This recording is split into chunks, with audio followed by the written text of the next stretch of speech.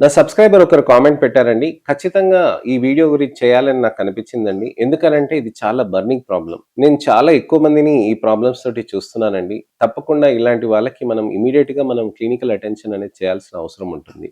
ఉమ్మిడి రుత్విక్ అనే వాళ్ళు సబ్స్క్రైబర్ ఒకరు కామెంట్ పెట్టారండి. సార్ నాకు 18 ఇయర్స్ మాత్రమే. కానీ నాకు బాల్డ్‌నెస్ లాగా హెయిర్ ఫాల్ అవుతుంది సార్ అని అడుగుతున్నారనమాట.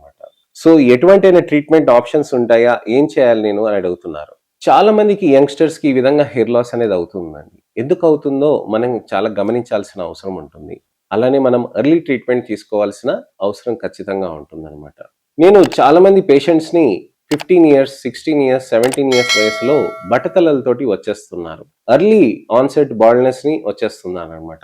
ఈ కండిషన్‌నే ప్రీమెచ్యూర్ ఆండ్రోజెనెటిక్ అలోపెసియా అని అంటారనమాట. ప్రీమెచ్యూర్ ఆండ్రోజెనెటిక్ అలోపెసియాని ఖచ్చితంగా మనం ట్రీట్మెంట్ చేసుకోవాల్సిన అవసరం ఉంటుంది. అసలు ఏంటిది ప్రీమెచ్యూర్ ఏజీఏ అంటే ఏంటి?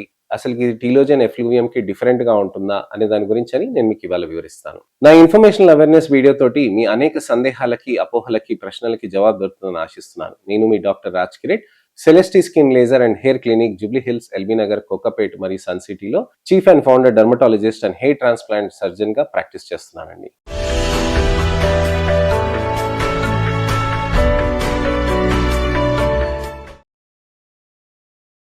చాలా మందికి 18 ఇయర్స్ వయసులోనే కాకుండా 15 ఇయర్స్ దాటినాక నెమ్మదిగా హెయిర్ లాస్ అనేది అవుతూ ఉంటుందండి. ఇక్కడ హెయిర్ లాస్ అయినప్పుడు హెయిర్ థిన్నింగ్ కూడా అవుతుందా మనం గమనించాల్సిన అవసరం ఉంటుంది. Sudden onset of hair loss అయ్యి అంటే విపరీతంగా జుట్టు ఊడటం అయ్యి తర్వాత జుట్టు పెరిగిపోతుందనుకోండి, దాన్ని టీలోజన్ ఎఫ్లూవియం అని అంటారనమాట. అలాంటప్పుడు మనం పానిక్ కావాల్సిన అవసరం లేదు. అంటే జుట్టు విపరీతంగా ఊడిపోతూ మనకి మళ్ళీ పెరుగుతూ ఉంటాయి చూడండి, అది బ్యాలెన్స్ అవుట్ అవుతూ ఉంటుంది. అలా ఎందుకవుతుంది? మెయిన్‌లీ ఫీవర్స్ ఉండటం వల్ల, లేకపోతే ఎటువంటివైనా టాబ్లెట్స్ తీసుకోవటం వల్ల, లేకపోతే విపరీతమైన స్ట్రెస్ ఉండటం వల్ల, వెయిట్ లాస్ డైట్స్ చేయటం వల్ల, లేకపోతే ఎటువంటైనా కారణాల వల్ల అలా జరగొచ్చనమాట. సో, ఈ విధంగా మనకి జరిగిన దాంతోటి immediate hair fall, hair growth అయిపోతుంది కాబట్టి మనకి ప్రాబ్లమ్ సాల్వ్ అయిందండి. కానీ జుట్టు ఊడిపోతూ, జుట్టు పల్చగా అయిపోతూ, హెయిర్ లైన్ మగవాళ్ళలో రిసీడ్ అవుతూ, అమ్మాయిల్లో ఏంటంటే జడ పల్చగా అయిపోతూ మళ్ళీ పెరగకుండా ఉంటుంది చూడండి. అప్పుడు మనం ఖచ్చితంగా దానికి ట్రీట్మెంట్ చేసుకోవాల్సిన అవసరం ఉంటుందన్నమాట. ఎర్లీ అంటే మనకి ప్రీమెచ్యూర్ ఏజీఏ అని అంటారు. ఆండ్రోజెనెటిక్ అలోపెసియా అంటే ఏంటి? ఆండ్రోజెనెటిక్ అలోపెసియా అంటే ఆండ్రో అంటే డీహెచ్టీ పాత్వే. హార్మోన్స్ తోటి అక్కడ వెంట్రుకలు పల్చగా అయిపోవటం అనమాట. ఆ హార్మోన్స్ తోటి పల్చగా అయిపోతుందని ఆండ్రోజెనెటిక్ అని అంటారు. జెనెటిక్ అని అంటే ఏంటి? వంశపరపరంగా ఈ డీహెచ్టీకి సెన్సిటివ్‌గా అయిపోతాయి జుట్టు దగ్గర ఉన్న కణాలు. సో, ఈ వెంట్రుకల కణాలు ఏవైతే డీహెచ్టీకి సెన్సిటివ్‌గా ఉంటాయో అది హెయిర్ లాస్ అవుతుంది. దాన్నే అలోపెసియా అని అంటారు. So, androgenetic అలోపెసియా. ఆండ్రో అంటే డీహెచ్టీ, జెనెటిక్ అంటే వంశపరపరంగా, అలోపెసియా అంటే హెయిర్ లాస్ అనమాట. సో, ఈ 3 కలిసి వచ్చినందుకే మనకి ఆండ్రోజెనెటిక్ అలోపెసియా బట్టతలగా మారిపోతూ ఉంటుంది. ఆడవాళ్ళలో కూడా ఉంటుందండి. అమ్మాయిల్లో కూడా ఉంటుంది. ఫీమేల్ ఆండ్రోజెనెటిక్ అలోపెసియా అని అంటారు. ఫీమేల్‌లో ఆండ్రో అనంటే ఎక్సెసివ్ మేల్ హార్మోన్స్ ఏవైతే ఉంటాయో టెస్టోస్టెరాన్స్, డీహెచ్ఈఎస్ ఇలాంటివి. ఈ హార్మోన్స్ తోటి వెంట్రుకలకి బాగా ఇంపాక్ట్ అయ్యి దానితోటి వెంట్రుకల లాస్ అనేటివి జరుగుతూ ఉంటాయన్నమాట. సో, ఫీమేల్ ఆండ్రోజెనెటిక్ అలోపెసియాని ఫీమేల్ ప్యాటర్న్ హెయిర్ లాస్‌గా పరిగణిస్తారు. అంటే జుట్టు ఊడిపోవటం, జుట్టు పల్చగా అవ్వటం కామన్‌గా ఉంటుంది ఆడవాళ్ళలో. అందుకోసం జడ పల్చగా అయిపోతూ ఉంటుందండి. అలానే చాలా మందికి అమ్మాయిలకి ఇక్కడ ముంగట భాగం మాత్రమే ఇక్కడ బాగా పల్చగా అయిపోతుంది. మాడు కనిపిస్తూ ఉంటుంది. చాలా మంది ఆడవాళ్ళకి ఈ విధంగా లాస్ అవుతూ ఉంటుందన్నమాట. సో, అలా లాస్ అయిన వాళ్ళకి ఫీమేల్ ఆండ్రోజెనెటిక్ అలోపెసియా మనం చెప్పుకోవాల్సిన అవసరం ఉంటుంది. ఫీమేల్ ఆండ్రోజెనెటిక్ అలోపెసియా కానీ మగవాళ్ళకి హెయిర్ లైన్ రిసీడ్ అవుతున్నప్పుడు మాత్రం మనం ట్రీట్మెంట్ అనేది ఖచ్చితంగా తీసుకోవాలి. సరే, ఇప్పుడైతే ఆండ్రోజెనెటిక్ అలోపెసియా గురించి తెలుసుకుందాం. అసలు కారణాలేంటి? జెనెటిక్ రీజన్ అని చెప్పానండి. డీహెచ్టీ పాత్వే అని చెప్పాను. కానీ మన చేతులారా మనం ఏం చేస్తున్నాం అనేది గమనించాల్సిన అవసరం ఉంది.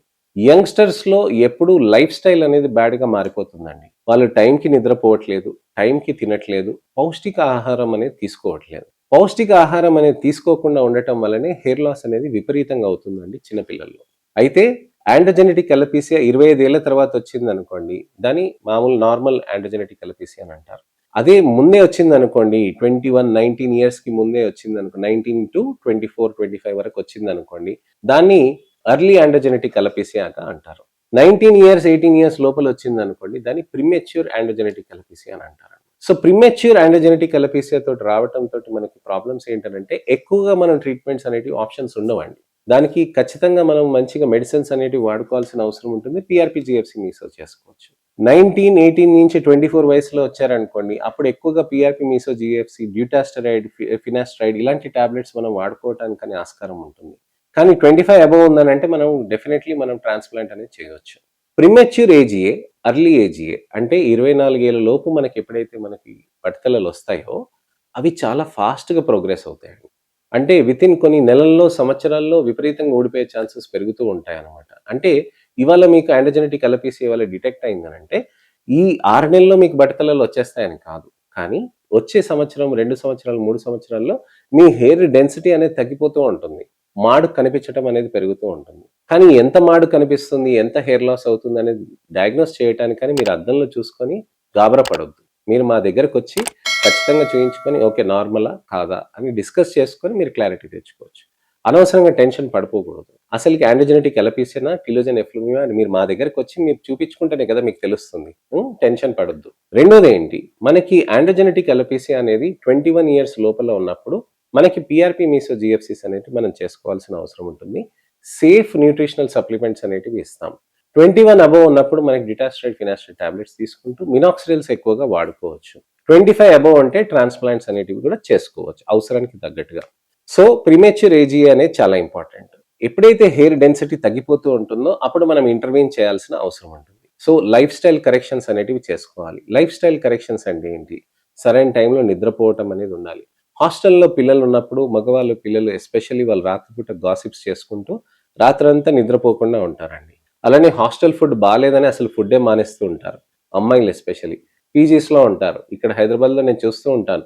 ఊరు నుంచి వస్తారు. అమ్మ చేసిన ఫుడ్ ఉండదు. వాళ్ళకి ఏదో ఫుడ్ ఉంటది. ఆయిలీ ఫుడ్ ఉంటుంది. మసాలా ఫుడ్ ఉంటుంది. అది తిని కడుపు చెడగొట్టుకోవటం కంటే చిన్నగా ఫుడ్ కొద్దిగా తినేసి పడుకొని పోతుంటారు. దానితోటి న్యూట్రిషనల్ కాంప్రమైజ్ అనేది అవుతూ ఉంటుంది. సో, న్యూట్రిషనల్ కాంప్రమైజ్ అనేది కాకుండా జాగ్రత్త పడుతూ ఉండాలి. అలానే మనకి ఇంపార్టెంట్ ఏంటంటే తలస్నానానికి యూజ్ చేసే వాటర్ చేంజ్ అవ్వటం వల్ల కూడా హెయిర్ లాస్ అవుతూ ఉంటుంది. సో, ఈ జాగ్రత్తలనేటివి మనం చూసుకోవాల్సిన అవసరం ఉంటుంది. డాండ్రఫ్ ఉండటంతోటి కూడా హెయిర్ లాస్ అవుతూ ఉంటుంది. దాన్ని తగ్గించుకోవాలి. ఎమోషనల్ స్ట్రెస్ అనేది పిల్లల్లో చాలా ఎక్కువగా మారిపోతూ ఉందండి. ఎందుకంటే వాళ్ళు చదువులు బాగా చదువుతున్నారు. అలానే సోషల్ మీడియాని ఎంగేజ్‌మెంట్ అవుతున్నారు. అలానే వాళ్ళకి ఇతరత్ర యాక్టివిటీస్ కూడా విపరీతంగా పెరిగిపోతున్నాయి. డిస్ట్రాక్షన్స్ ఎక్కువగా పెరిగిపోతున్నాయి. ఇవన్నీ పియర్ స్ట్రెస్‌గా మారిపోతూ ఉంది. అలానే న్యూట్రిషన్ అనేది క్వాలిటీ బేస్డ్ న్యూట్రిషన్ అనేది దొరకట్లేదు. మనం ఎంత రిచ్‌గా ఉన్నా గాని మనకి ఆ ఫుడ్‌లో మనం ఏదైతే తీసుకుంటున్నామో క్వాలిటీ అనేది ఉండాలి. అంటే ప్రోటీన్ అనేది ఉండాలి, అమైనో యాసిడ్స్ అనేది ఉండాలి, విటమిన్స్ అనేది ఉండాలి, మినరల్స్ అనేటివి ఉండాలి. మనకి అది ఇంపార్టెంట్ అండి. సో, ఆ ఫుడ్ క్వాలిటీ అనేది మనకి మంచిగా ఉంటే జుట్టు అనేది కూడా మంచిగా ఉంటుంది. చాలా ఇంపార్టెంట్ విషయం అండి. న్యూట్రిషన్ పరంగా మనం చాలా కరెక్షన్స్ చేసుకోవాల్సిన అవసరం ఉంటుంది. సో, ఇవి మన చేతుల్లో ఉన్నాయి. మనం చేసుకోవాలి. మరి ట్రీట్మెంట్స్‌లో మనకి అనేక రకమైన పెప్టైడ్స్ ఉంటాయండి. కాపర్ పెప్టైడ్స్ ఉంటాయి, ట్రైపెప్టైడ్స్ ఉంటాయి, పెంటాపెప్టైడ్స్ ఉంటాయి. మనకి ఇతరత్ర పెప్టైడ్స్ ఉంటాయి. అవి యూజ్ చేస్తాం. దాంతో పాటు పీఆర్పీ, మీసో, జీఎఫ్సీస్ అనేటివి యూజ్ చేస్తాం. పీఆర్పీ అంటే ఏంటి? మీ ఓన్ బ్లడ్ తీసుకొని ప్లేట్‌లెట్ రిచ్ ప్లాస్మాని తయారు చేసి ప్లేట్‌లెట్స్ కణాలను కాన్సంట్రేట్ చేసి అది వెంట్రుకలకి ఇచ్చేస్తూ ఉంటాం. అది ఇవ్వటంతోటి ఏమవుతాయనంటే కుదుళ్ళ దగ్గర స్ట్రెంత్ అనేది పెరిగి హెయిర్ ఫాలికల్ అనేది థిక్‌నెస్ పెరుగుతూ ఉంటుంది. అలానే జీఎఫ్సీ థెరపీస్ అంటారు. ప్లేట్‌లెట్స్ కణాల నుంచి గ్రోత్ ఫ్యాక్టర్స్ ఏవైతే రిలీజ్ అవుతాయో, ఆ గ్రోత్ ఫ్యాక్టర్స్ హెయిర్ ఫాలికల్‌ని టార్గెట్ చేసి మంచిగా వెంట్రుకల్ని స్ట్రాంగ్ చేస్తాయి. మంచిగా వెడల్పుని చేస్తుందనమాట. ఈ గ్రోత్ ఫాలికల్ కాన్సంట్రేట్ దాంతోటి మనకి జీఎఫ్సీ థెరపీస్ చేసుకున్నాక మనకి స్ట్రెంత్ అనేది పెరుగుతూ ఉంటుంది. అలానే meso therapies amino acid, vitamins, minerals, proteins ఇవన్నీ కూడా ఉంటాయి. ఎక్సోజోమ్ థెరపీస్ అని కూడా ఉంటాయండి. అవి కూడా చేస్తూ ఉండొచ్చు. నెలకొకసారి, 15 రోజులకొకసారి కొన్ని సందర్భాల్లో మనం డిఫరెంట్ రెజిమెన్స్ అనేటివి యూజ్ చేస్తూ ఉంటాం. పీఆర్పీ మీసోతో పాటు, జీఎఫ్సీ మీసోతో పాటు, ఎక్సోజోమ్స్‌తో పాటు ఇలాంటివన్నీ యూజ్ చేస్తూ ఉంటామనమాట. ఈ విధమైన థెరపీస్ మనం చేసుకుంటూ ఉంటే మంచి రిజల్ట్స్ అనేటివి సాధ్యమవుతూ ఉంటుందండి. సో, ఇవి మనకి ట్రీట్మెంట్ ఆప్షన్స్ అనేటివి ఉంటాయి. నేను ఎందుకు ఎర్లీ యాండోజెనెటిక్ అలోపెసియాకి, ప్రీమెచ్యూర్ ఏజియాకి ఎందుకు ఇమ్మీడియేట్‌గా ఇంటర్వెన్షన్ చేయాలి, ట్రీట్మెంట్ చేయాలి అని అడుగుతూ ఉంటానంటే, వాళ్ళకి తొందరగా రెస్పాన్స్ రాకపోతే, తొందరగా మనం ఇంటర్వెన్ చేయకపోతే హెయిర్ అనేది డెన్సిటీ తగ్గిపోతూ ఉంటుంది. 24 ఏళ్ల లోపు మనం ట్రాన్స్‌ప్లాంట్ చేయకూడదండి. ఎందుకనంటే 24 ఏళ్ల లోపు మనం జుట్టు ఇక్కడి నుంచి తీసి ఇక్కడ పెట్టినప్పుడు ఇది వెనక్కి కూడా వెళ్ళిపోతూ ఉంటుంది. ర్యాపిడ్ డిక్లైన్ ఉంటుందన్నమాట. ఆ ర్యాపిడ్ డిక్లైన్ అనేది ఉన్నప్పుడు మనకేమవుతుంది పెట్టిన జుట్టు ఇక్కడ ఉంటుంది. వెనకాలకి కూడా వెళ్ళిపోతుంది. అప్పుడు మధ్యలో ఇంకొక ఐలాండ్ తయారవుతుంది. మళ్ళీ తీసి పెడతాం. మళ్ళీ తీసి పెడతాం. అలానే చేసుకుంటూ పోతామా? చేయము. అందుకోసమనే 24 ఏళ్ల తర్వాత ట్రాన్స్‌ప్లాంట్ చేయొచ్చు అని అంటాం మేము. అది గోల్డెన్ రూల్ అండి. 24 ఏళ్ల ముందు మనం చేయము. 24 ఏళ్ల తర్వాత మనం ఎప్పుడైనా ట్రాన్స్‌ప్లాంట్స్ చేయించుకోవచ్చు అవసరానికి తగ్గట్టుగా. 24 ఏళ్ళ తర్వాత ట్రాన్స్‌ప్లాంట్స్ చేస్తే మంచి రిజల్ట్స్ అనేటివి వస్తాయండి. 24 ఏళ్ల లోపు మనం ఖచ్చితంగా మెయింటైన్ చేసుకోవాల్సిన అవసరం ఉంటుంది. నా దగ్గర 20 ఏళ్ల అబ్బాయి వచ్చాడు. ఆ అబ్బాయి వచ్చి వాళ్ళ అమ్మతోటొచ్చి నాకు ట్రాన్స్‌ప్లాంట్ కావాలి అని అన్నాడు. నేను చెయ్యనని చెప్పాను. సార్ నాకు పూర్తిగా పోయిందన్నాడు. అబ్బాయికి ఇక్కడి నుంచి ఇక్కడి దాకా పూర్తిగా పోయిందండి. అసలు జుట్టే లేకుండే. ఆ తర్వాత నేను చెప్పాను, లేదు 24 దాకా మనం ట్రాన్స్‌ప్లాంట్ చేయొద్దు. ఎందుకంటే నేను జుట్టు తీసి పెట్టినా అక్కడ పలచగా అయిపోతది. అప్పుడు నీకు హ్యాపీగా ఉండవు గదా! అప్పుడు నీకు ఇంకా ర్యాపిడ్ డిక్లైనే అవుతుంది కదా! అని చెప్పాను. మరేంటి ఆప్షన్స్ అన్నారు. నేను మందులిచ్చానండి. పీఆర్‌పీ, జీఎఫ్‌సీ, మీసో ఇచ్చాను. 2 ఇయర్స్ అయిందండి. ఇప్పటికి ఫాలో అప్ అవుతున్నాను. ఇప్పుడు ఆయన వయసు 22 ఏళ్ళు. జుట్టు మంచిగా వచ్చింది. జుట్టు మంచిగా వచ్చి దాన్ని మెయింటైన్ చేసుకుంటున్నాడనమాట. సో, అలా మెయింటైన్ చేసుకుంటున్నప్పుడు ఏమైందనంటే ఇప్పుడు ట్రాన్స్‌ప్లాంట్ అన్ని వెంట్రుకలు పెట్టాల్సిన అవసరం రాలేదు నాకు. సో, ఇంకొక 2 ఏళ్ల దాకా ఆయన మెయింటైన్ చేసుకుంటే అప్పుడు జుట్టు నేను తీసి పెట్టగలిగితే అప్పుడు 24 ఏళ్ళకి మంచిగా చేయొచ్చనమాట. నేనొక వీడియో కూడా పెట్టాను ఇంకో పేషెంట్‌కి. మొత్తం బట్టతల ఇక్కడి నుంచి ఇక్కడి దాకా ఉన్నది. ఆయనకి 35 ఏళ్ళు. 35 ఏళ్ళు ఉన్నప్పుడు ఒక్కొక్కసారి మనం నెమ్మదిగా సెషన్ వైస్ మనం ట్రాన్స్‌ప్లాంట్ చేసాం. మొత్తం ఇక్కడి నుంచి ఇక్కడి దాకా కవర్ చేసుకోగలిగామనమాట. సో, మనకు ట్రాన్స్‌ప్లాంట్స్ అనేటివి పాజిటివ్ రిజల్ట్స్ ఒస్తాయి. మంచి రిజల్ట్స్ ఒస్తాయి. కానీ 24 ఏళ్ల లోపు చేయం. ఇప్పుడు తను అడిగాడు గదండీ రుత్విక్ 18 ఏళ్ళకే నాకు లాస్ అవుతుంది అని. ఆయనకి ర్యాపిడ్ డిక్లైన్ అయిందనుకోండి. 21 సంవత్సరం, 22 సంవత్సరానికి ర్యాపిడ్ డిక్లైన్ అయింది. ఆ టైంలో బట్టతలకి ట్రాన్స్‌ప్లాంట్ చేయలేం కదా! మరి 21 ఏళ్ల నుంచి 24 ఏళ్ల దాకా బట్టతలతోటే ఉండాలా? అలాంటప్పుడు వాళ్ళకి పిల్లల్లో పీర్ ప్రెషర్ పెరుగుతుందనమాట. ఎవడో ఒక్కడు అంటాడు, బట్టతలోడు వీడు అని చెప్పి. దాంతోటి వాళ్ళు చదువుల్లో వెనక పడిపోతారనమాట. సో, ఈ ప్రాబ్లమ్స్ ఉంటాయి. సో, ఇలాంటి ప్రాబ్లమ్స్ రాకుండా కాన్ఫిడెన్స్ లెవెల్ ఇష్యూస్ రాకుండా మనం ఖచ్చితంగా ఇంటర్వ్యూన్ చేయాల్సిన అవసరం ఉంటుంది. తల్లిదండ్రులు మాటని కొట్టేయకుండా ఒక క్లినికల్ ఎక్స్‌పర్ట్‌ని మంచిగా తప్పకుండా కన్సల్ట్ చేసి, దానికి తగ్గట్టుగా మనం ట్రీట్మెంట్ అవసరమా లేదా అని తల్లిదండ్రులు నిర్ణయించుకోవాల్సిన అవసరం ఉంటుంది. ఇంటర్వ్యూని ఎప్పుడు చేయాలనేది మీరు ఖచ్చితంగా తెలుసుకోవాలండి. ఎప్పుడు అవసరం, ఎప్పుడు లేదనేది మీరు మాతోటి ఓపెన్‌గా డిస్కస్ చేయొచ్చు. సో, ఇదండి విషయం. మనకి వెంట్రుకలకి ప్రాబ్లమ్స్ ఉన్నప్పుడు డెఫినైట్లీ ట్రైకాలజిస్ట్ ఎవరనంటే ఎండీ డీవీఎల్ కానీ, డిప్లొమా డీవీఎల్ కానీ, డీఎన్బీ డీవీఎల్ కానీ చేసిన వాళ్ళకి మీకు ఎప్పుడైనా కన్సల్ట్ కావచ్చండి. ఇలా కామెంట్ పెట్టారండి రుత్విక్ గారు. అలానే మీరు కూడా ఏదైనా కామెంట్ పెట్టండి. మీకు ఏదైనా ప్రాబ్లమ్స్ ఉన్నా, అపోహలున్నా, సందేహాలున్నా డీటెయిల్‌గా పెట్టండి. మీ పేరేంటి? అసలు వయసేంటి? అసలు మీ ప్రాబ్లమ్ ఏంటి? ఎప్పుడు మొదలైంది? దానికి ఏ విధమైన మెడిసిన్స్ వాడుతున్నారా? వాడుతున్నా గానీ రిజల్ట్ రావట్లేదా? ట్రీట్మెంట్స్ ఏమైనా చేయించుకున్నారా? దానికి రిజల్ట్స్ రావట్లేదా? అన్ని హై క్వాలిటీ అనేటివి మనం మెయింటైన్ చేస్తామండి. మన సెంటర్‌లో మంచి రిజల్ట్స్ అనేటివి రావటానికని హై క్వాలిటీ ట్రీట్మెంట్స్ అనేటివి చేస్తాం. హై స్టాండర్డ్స్ అనేది మెయింటైన్ చేస్తాం. అందుకోసమనే మీకు మంచి రిజల్ట్స్ అనేటివి మా దగ్గర వస్తూ ఉంటాయండి. సో, ఇది విషయం. మీరు కామెంట్‌లో కూడా మీరు మంచిగా పెట్టండి. మీకు ఎటువంటి ప్రాబ్లమ్స్ ఉన్నాయి ఏంటి అని చెప్పేసి. అలానే నా వీడియోని మీరు లైక్ చేసి షేర్ చేస్తారని ఆశిస్తున్నాను. చిన్న వాళ్ళకి ఎవరికైనా హెయిర్ లాస్ అవుతుందనంటే వాళ్ళకి, వాళ్ళ పేరెంట్స్‌కి కూడా ఈ వీడియోస్‌ని షేర్ చేయండి. అవేర్‌నెస్ తీసుకురండి. చిన్న వాళ్ళలో ఎప్పుడైనా హెయిర్ లాస్ అవుతున్నప్పుడు క్లినికల్ ఎక్స్‌పర్ట్ ఒపీనియన్ అని తీసుకొని దానికి తగ్గట్టుగా ట్రీట్మెంట్ అవసరమా? కాదా? టీలోజన్ ఎఫ్లూయమా?